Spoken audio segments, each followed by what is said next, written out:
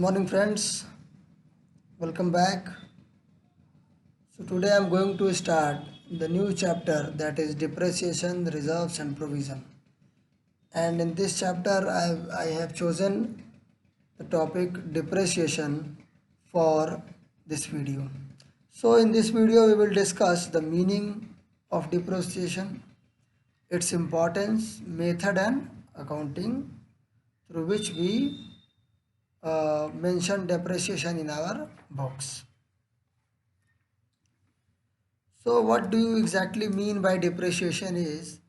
Depreciation means the decrease in the book value of an asset. किसी भी asset के कीमत में अगर कोई भी कमी आती है तो उस कमी को हम लोग क्या कहते हैं? डेप्रिसिएशन. इन हिंदी वी से इट ह्रास. Depreciation is a non cash expense.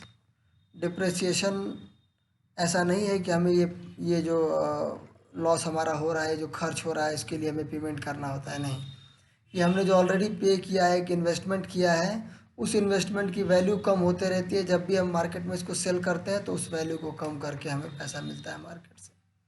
That is depreciation. A permanent, continuing and gradual shrinkage in the book value of fixed asset, that is depreciation. It is based on the cost of assets consumed in a business and not on its market value. तो depreciation की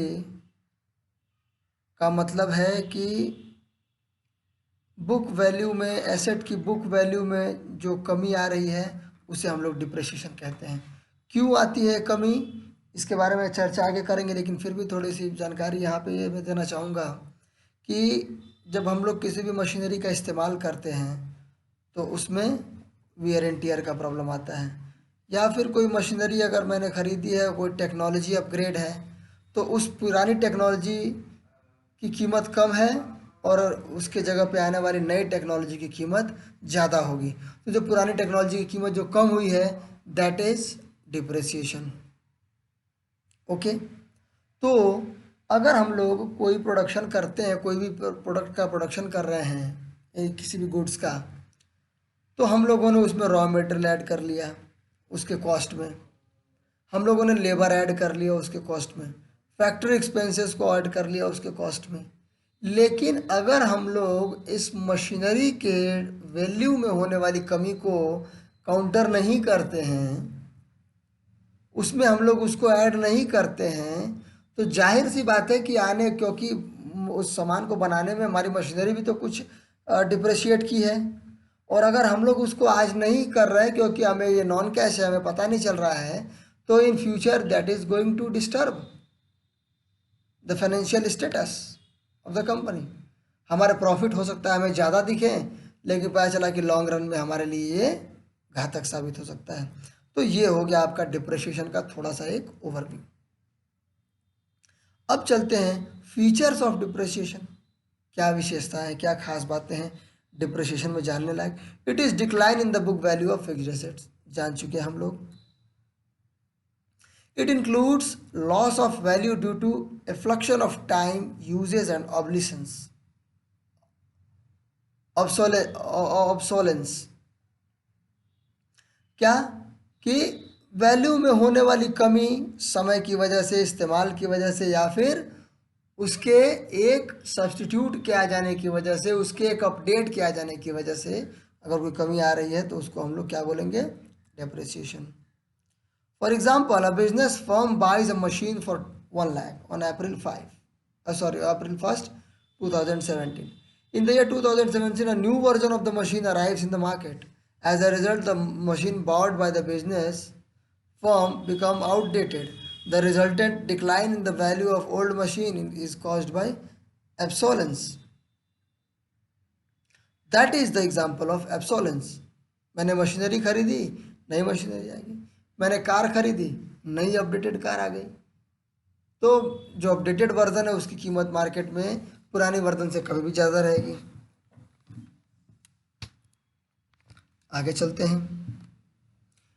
it is a continuing process. Depreciation कभी रुकने वाला नहीं है. क्योंकि इसके reasons में several reasons, time is also a reason. और समय कभी रुक सकता है नहीं। तो अगर समय किसी चीज़ का कारण है और समय खुद नहीं रुक सकता तो वो डिप्रिसिएशन कैसे रुकेगा। तो टाइम के वजह से भी डिप्रिशिएट करती है मशीनरी की book value. It is an expired cost and hence must be deducted from calculating taxable profit. और ये वो कीमत है मशीनरी की डिप्रिसिएशन जो अब मशीनरी की बुक वैल्यू में से कम हो चुकी है। तो जब भी हमें टैक्सेबल इनकम हमको कैलकुलेट करना होगा, टैक्सेबल प्रॉफिट, तो उस प्रॉफिट से अगर हम लोग डिप्रिसिएशन नहीं निकालेंगे तो हम लोग अपना लॉस कर रहे हैं, क्योंकि हम सरकार को उन चीज़ों पर टैक्स दे रहे हैं जिनका हमें नुकसान हुआ है और हम लोगों ने उस नुकसान को भी घटाना भूल गए, हम लोग उसको घटाना। It is a non-cash expense. It does not involve any cash outflow. It is the process of writing off the capital expenditure already incurred. तो क्या ये एक ऐसा कैपिटल एक्सपेंडिचर, एक ऐसा प्रमुख खर्चा, पूंजी व्यय, जिसको हम लोगों ने पहले साल में पहले दिन ही 1 लाख मशीनरी में डाल दिया, अब वो मशीनरी धीरे धीरे धीरे धीरे कम हो रही है। तो कैश तो हम लोगों ने जो पे करना था पहले दिन कर दिया, अभी कैश नहीं पे करना, लेकिन इसको डिप्रिशिएट कराते रहना है। आइए आगे देखते हैं कॉजेज़। जैसा कि मैंने बताया कि इसके बहुत सारे कॉजेज़ हैं और इन कॉजेज़ को जानना भी हमारे लिए ज़रूरी है। कॉजेज़ को जानते ही आपको एक अलग ही उसका नज़रिया समझ में आएगा। वेयर एंड टियर, जितना ज़्यादा इस्तेमाल करेंगे चीज़ें उतनी ज़्यादा ख़राब होंगी। लीगल राइट्स, अगर कोई ऐसे एसेट है जिसमें लीगल राइट्स की बात हो रही है और अगर वो एक्सपायर हो रहा है, 10 साल का मैंने लीज लिया है, ख़त्म हो रहा है। Ablation, obsolescence, technological change, improvement in production method, method ही चेंज हो गया, जिस उस मेथड की मशीनरी, जो पुरानी मेथड की मशीनरी थी अभी वो यूज़ के बाहर हो गई। जैसे पहले हम लोग थ्रेशर इस्तेमाल करते थे अपने फार्मिंग में, एग्रीकल्चर में, अभी हमारे एग्रीकल्चर में कंबाइन मशीन आती है जो कि फसलों को काट के अलग अनाज कर देती है, और फिर भूसा काटने की एक अलग मशीन आ गई। तो खेत से फसल को काटने का लफड़ा ख़त्म हो गया। इसकी वजह से थ्रेसिंग जो मशीन हुआ करती थी अब वो आउट ऑफ यूज़ हो चुकी है। Change in market demand for product and service output, legal and other description, इन सारी वजहों से जो मशीनरी, जो एसेट हमारा आउट ऑफ डेट होता है वो हो सकते हैं। एबनॉर्मल फैक्टर्स, एक्सीडेंट, ऐसे फैक्टर्स जो नॉर्मली नहीं घटते हैं।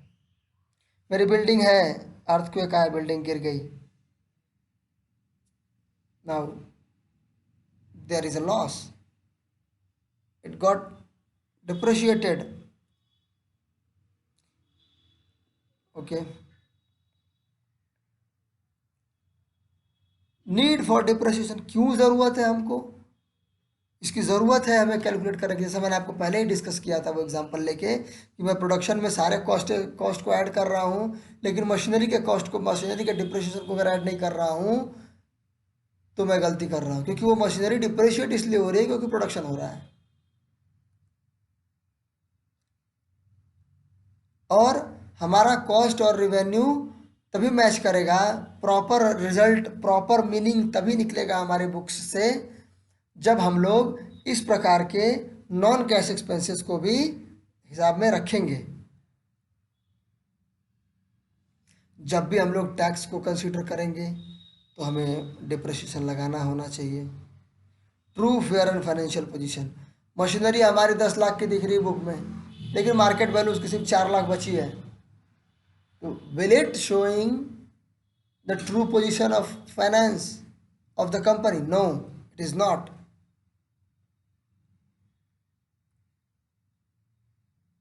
And law itself suggesting forms to maintain depreciation, because end of the day you have to purchase a new machine. When your machinery becomes completely obsolete, then you need to purchase, and for that you need to have some fund, and on the name of depreciation you can create that fund. affecting factors. If we calculate depreciation, how we will calculate depreciation? Value of asset into rate of depreciation into time. Simple method of calculating depreciation. तो जब depreciation को calculate करने के लिए हमें value of asset मालूम होना चाहिए, रेट ऑफ डिप्रेशिएशन मालूम चाहिए और टाइम मालूम होना चाहिए। तो इन तीनों फैक्टर्स को की मदद से हम डिप्रेशिएशन कैलकुलेट करते हैं। तो यही तीनों मेजर फैक्टर हैं डिप्रेशिएशन को बढ़ाने घटाने में। Cost of machinery, rate of depreciation और कितने समय तक हमारा मशीनरी यूज हुआ। Cost, original cost, historical cost of an asset includes invoice price and other cost. Other cost means अगर मैंने 1 लाख की मशीनरी खरीदी और 20,000 रुपये उसके इंस्टॉलेशन पर खर्च किया तो टोटल मशीनरी का कॉस्ट कितना हुआ? 1,20,000। अभी हम लोगों ने एरर ऑफ प्रिंसिपल जो ट्रायल एरर रेक्टिफिकेशन पढ़ा, उसमें एरर ऑफ प्रिंसिपल जो पढ़ा वो इसी पे आधारित था। एस्टिमेटेड नेट रेसिडुअल वैल्यू, सब आखिरी में जब मशीन हमारी यूज़ के लायक नहीं रह गई तो उसका जो स्क्रैप वैल्यू है उसकी कीमत हमारे डिप्रेशिएशन को बढ़ाती है घटाती है। डिप्रेशिएबल कॉस्ट, उसका मशीनरी का लाइफ कितना है। 1 लाख की मशीनरी 10 साल का लाइफ, 10,000 पर ईयर डिप्रेशिएट हो रहा है। 1 लाख की मशीनरी 20 साल का लाइफ, 5,000 रुपये पर ईयर डिप्रेशिएट हो रहा है। तो इस तरीके से एस्टिमेटेड इस यूजफुल लाइफ भी उसके डिसाइड करती है the amount of depreciation. Other things are also technological obsolescence, innovations, legal and other. कोई मशीनरी है, जैसे अभी कुछ दिन में दिल्ली में कुछ साल पहले घटना हुई थी कि पुरानी कारों को वहाँ पे बैन कर दिया गया था because of some climatic problem, environmental problem. तो वहाँ के रूल्स ने क्या किया, उन मशीनरीज का वैल्यू क्या कर दिया, उन एसेट्स का वैल्यू कम कर दिया। तो those all are the factors which can affect, which may affect depreciation. Now come to the point. Methods of calculation where we need to use our head, our brain and our experience. So the selection of an appropriate method depends upon the following. Again, little bit more theory thing, that how we choose the method, that which method we will use for the calculation of depreciation. कौन सा method करें इस्तेमाल। इसके इस्तेमाल करने के लिए हम लोग कुछ फैक्टर्स पे ध्यान देते हैं, जैसे टाइप ऑफ एसेट, एसेट किस प्रकार का है, tangible, intangible, long term, short term, किस प्रकार का एसेट है। Nature of use of such asset, किस प्रकार उस एसेट का इस्तेमाल हो रहा है, बहुत रेगरस इस्तेमाल हो रहा है, बहुत ही वीक में 1 बार, महीने में 1 बार इस्तेमाल हो रहा है, किस प्रकार का इस्तेमाल है उसका। और भी अलग अलग परिस्थितियाँ हैं, बिजनेस में क्या पोजीशन है, उसके हिसाब से हम लोग सेलेक्ट करते हैं method of calculation. That is not very much important from are perspective. हमारे लिए जो ज़रूरी था वो ये कि हमें डिप्रेशिएशन का मतलब समझ में आना चाहिए और डिप्रेशिएशन का कैलकुलेशन कैसे कैसे करना है ये हमें समझ में आना चाहिए। तो 2 मेथड है जो आपको सिलेबस में, 2 ऐसे मेथड दिए गए हैं आपके सिलेबस में जो आपको पढ़ने हैं। That is straight line method and another is written down value method. तो मेथड्स काफ़ी सिंपल हैं। अब इनका इम्प्लीमेंटेशन थोड़ा सा टफ आता है, घुमा के प्रश्न पूछे जाते हैं, but don't worry, if you will work honestly nothing is going to disturb you. Now we will do some writing work also on board. I will explain these things again with a sum, with a question. अभी हम लोग depreciation के theory part को discuss कर रहे हैं, तो हम लोगों ने ये मान के चलना है अभी कि हम लोगों ने मेथड्स तक क्लियर कर लिया, मेथड तक पढ़ लिया। I will discuss everything, don't worry, but in theory part now let me start the charging depreciation to asset account. Asset account में डिप्रेशिएशन कैसे चार्ज करते हैं। तो डिप्रेशिएशन एक प्रकार का लॉस है, एक प्रकार का लॉस है किस चीज़ में, depreciation is a type of loss हमारे बुक वैल्यू में, एसेट की बुक वैल्यू में एक प्रकार का गिरावट है, तो उसको लॉस की तरह ट्रीट करेंगे। तो एसेट अकाउंट को डेबिट करेंगे with the cost of asset including installation, freight etcetera. जो भी एसेट होगा, ये कब का एंट्री है? फॉर रिकॉर्डिंग परचेज, जब हम लोग एसेट को परचेज करते हैं टू बैंक अकाउंट, जो पेमेंट किया हम लोगों ने, ठीक है। हर साल के अंत में ये दो एंट्रीज होंगी। कौन कौन सी? Deducting depreciation amount from the cost of asset. हर एसेट में से उतना अमाउंट का, 1 लाख की मशीनरी है, 10 साल का उसका लाइफ है, तो 10,000 अगर हम लोगों ने मशीनरी का डिप्रिसिएशन रखा है, तो हर साल पहले साल के अंत में 10,000 रुपया डिप्रिसिएशन के कॉस्ट में से घटा देंगे, तो बुक वैल्यू कितनी हो जाएगी? 90,000 टू एसेट। और दूसरा क्या? For charging depreciation to profit and loss account. और इस डिप्रिसिएशन को, चूंकि ये नॉन कैश है, जब हम लोग इसको प्रॉफिट एंड लॉस से हम लोग इसको क्या करेंगे? प्रॉफिट को उतने से कम करेंगे, अमाउंट ऑफ डिप्रिसिएशन। अब आ गया हमारा डिप्रिसिएशन अकाउंट जो हम लोगों ने खोला था, उसके अकाउंट को हम लोगों ने क्या किया? प्रॉफिट एंड लॉस अकाउंट में ट्रांसफर कर दिया और प्रॉफिट एंड लॉस अकाउंट को डेबिट कर दिया। बैलेंस शीट में डिप्रिसिएशन का क्या ट्रीटमेंट होता है? बैलेंस शीट में डिप्रिसिएशन को एसेट की नेट बुक वैल्यू में से घटा के घटाते हैं और फिर हम जो लिखते हैं that becomes the net book value of asset. तो यहाँ तक चीज़ें अगर आपको समझ में आ गई हैं तो let me know if you have any doubt till now, क्योंकि जब आप क्वेश्चन करने बैठेंगे तो हर जगह आपको थोड़ी थोड़ी दिक्कत आएगी। तो don't worry, I am always here for you. Methods of recording. अब देखिए, डिप्रिसिएशन को हम लोगों ने क्या कर लिया? कैलकुलेट कर लिया। डिप्रिसिएशन को अब रिकॉर्ड करने की बारी आ गई। तो डिप्रिसिएशन को जब रिकॉर्ड करते हैं, मैंने छोटा सा एक रिकॉर्डिंग देख भी लिया हम लोगों ने, लेकिन डिप्रिसिएशन को रिकॉर्ड करने का दो तरीका होता है। एक तरीका होता है कि डिप्रिसिएशन को डायरेक्टली हम लोग एसेट से कम करते जाते हैं। पहले साल 1 लाख की मशीनरी, दूसरे साल 90,000 की मशीनरी, तीसरे साल 80,000 की मशीनरी, इस तरीके से 10वें साल में वो अपने आप खत्म हो जाएगा। दूसरा तरीका होता है कि हम लोग एक प्रोविज़न अकाउंट बनाते हैं जिसमें हम लोग डिप्रिसिएशन के जो अमाउंट होता है उसको उसमें कलेक्ट करते जाते हैं। तो इससे क्या होता है कि हमारी मशीनरी की जो बुक वैल्यू होती है वो हमारे बुक्स में एग्जैक्टली जो हिस्टोरिकल वैल्यू होती है वो दिखते रहती है, और हमारे लाइबिलिटी साइड में एक प्रोविज़न भी क्रिएट हो रहा होता है। And that is another way of recording depreciation.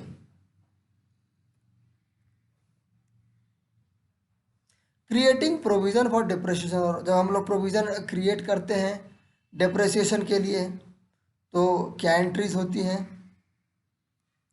Original cost पे, पूरे लाइफ में जो मशीनरी है वो ओरिजिनल कॉस्ट पे ही बुक्स में दिखाई जाएगी।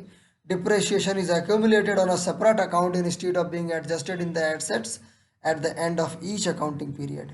नहीं करते कोई एडजस्टमेंट, सिंपल दो ये कुछ जनरल एंट्रीज होती है वो हम लोग करते हैं। फॉर रिकॉर्डिंग परचेज हम लोगों ने कर लिया, ठीक है। अब हम लोग प्रोविज़न क्रिएट करते हैं, तो प्रोविज़न क्रिएट करेंगे तो क्या करेंगे हम लोग? फॉर डिप्रिसिएशन अकाउंट, डिप्रिसिएशन हमारा कैलकुलेट हुआ और इस डिप्रिसिएशन को क्या किया हम लोगों ने? To provision for depreciation account में ट्रांसफ़र किया, न कि हम लोगों ने एसेट अकाउंट में किया कुछ इसका। और फिर इस प्रोविज़न को कहाँ से एडजस्ट करेंगे? इस डिप्रिसिएशन को कहाँ से एडजस्ट करेंगे? वो हमारा वो ऐसे चलता रहेगा प्रॉफिट एंड लॉस से, लेकिन जो एसेट में डायरेक्टली हम लोग उसकी बुक वैल्यू कम कर रहे थे बस वो हटा देंगे हम लोग। उसके अलावा ये सारे अमाउंट को हम लोग क्या करेंगे? प्रोविज़न फॉर डिप्रिसिएशन में कलेक्ट करते रहेंगे। बैलेंस शीट ट्रीटमेंट दो तरीके से हो सकता है। लाइबिलिटी साइड में हम प्रोविज़न फॉर डिप्रिसिएशन दिखा भी सकते हैं और इसे मेन बुक वैल्यू में से कम भी करके दिखा सकते हैं। Fixed asset continues to appear at original cost. The depreciation charge till that date appears in the provision for depreciation account, which is shown either on the liability side of the balance sheet or by way of deduction from original cost of asset concern on the asset of balance sheet. तो दोनों तरीके से यहाँ पे हम लोग दिखा सकते हैं। अब एक टॉपिक है जहाँ पे डिप्रेशिएशन का जो इम्पोर्टेंस है वो इम्पोर्टेंस समझ में आता है। जैसे कि हम लोग मशीनरी में डिप्रेशिएशन लगा रहे थे शुरू से, अब बारी है डिप्रेशिएशन मशीनरी को बेचने की, जहाँ पे हमारी बुक वैल्यू और मार्केट वैल्यू का कंपैरिजन होने वाला है, और उस कंपैरिजन के को जस्टिफाई करने के लिए हमारा डिप्रेशिएशन हमारी मदद करने वाला है। तो अभी जो डिप्रेशन जिसके लिए किया हम लोगों ने वो टाइम आ गया, तो हम लोग डिस्पोजल ऑफ एसेट करते हैं, मतलब एसेट को बेच रहे हैं, तो उनका इस्तेमाल करके, तो एसेट को बेचते समय हम लोग एक अलग ही प्रोसेस डिस्पोजल ऑफ एसेट का स्टार्ट करते हैं, जिसमें हम लोग सारे अकाउंट्स को क्लोज करके एसेट के एक डिस्पोजल अकाउंट बनाते हैं और उसमें हम लोग सारी एक्टिविटीज़ को करते हैं। Disposal of assets can take place इधर, या तो मशीनरी का लाइफ ही ख़त्म हो गया, या फिर उस मशीनरी को बेच दिए किसी रीज़न की वजह से। For sale of asset as scrap, अगर उसको स्क्रैप की तरफ बेचा है तो bank account debit to asset account. For transfer of balance in asset account, in case of profit balance transfer हो गया, प्रॉफिट होने पे हम लोग क्या करते हैं, प्रॉफिट एंड लॉस में बैलेंस ट्रांसफ़र करते हैं, लॉस होने पे प्रॉफिट एंड लॉस में बैलेंस ट्रांसफ़र करते हैं। In case however the provision for depreciation account is use for recording the depreciation, then before passing the above entries transfer the balance of the provision for depreciation account to the asset account. अगर हम लोग provision account को maintain करते हैं, provision for depreciation, तो ये सारे activities करने के पहले हमें प्रोविजन अकाउंट, मतलब एसेट की कीमत में से प्रोविजन फॉर डिप्रेशिएशन जितना करके रखा है उसको हम लोग घटा देंगे, और फिर हम लोग वहाँ पे कैलकुलेट करेंगे क्या प्रॉफिट हुआ है हमारी सेल पे या लॉस।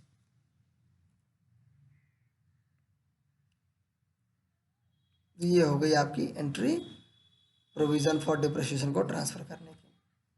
अब आते हैं इस एसेट डिस्पोजल अकाउंट का इस्तेमाल कैसे करेंगे हम लोग। छोटी मशीनरी है, छोटी कंपनी है, आसानी से हो गया काम, लेकिन जिस मशीनरी को बिकना है उसे हम लोग पहले एसेट अकाउंट में ट्रांसफ़र कर देंगे। प्रोविज़न अगर है तो प्रोविज़न को भी हम लोग क्या करेंगे, एसेट अकाउंट में ट्रांसफ़र करेंगे, और जो सेल होगा अब वो सीधा हमारा एसेट डिस्पोजल में सेल होगा। इस तरीके की 3 एंट्रीज हम लोगों ने कर दी एसेट डिस्पोजेबल अकाउंट में, डिस्पोजल अकाउंट में। ये डेबिट या क्रेडिट कोई भी बैलेंस शो कर सकता है एसेट अकाउंट आपका, asset disposal account. The debit balance on the account indicate loss on disposal and would be dealt with as follows. अगर प्रॉफिट है तो उसका हम लोग बैलेंस ट्रांसफ़र करेंगे, लॉस है तो अगर कोई लॉस है तो उसका balance profit and loss account के डेबिट में दिखाएंगे, और अगर प्रॉफिट है तो हम लोग उसका क्रेडिट साइड में उसका बैलेंस दिखाएंगे। तो I know that you have encountered a lot of doubts in your mind, लेकिन ये सिर्फ एक परिचय था। And after this introduction I will meet you on the board on which I will discuss through examples and problems, and which we will solve gradually. But still, if you have any doubt you want to ask, you can ask by pointing the exact point कि ये point समझ में नहीं आया sir मुझे बताइए, and I will be there for you guys. For the time being, Jai Hind and all the best.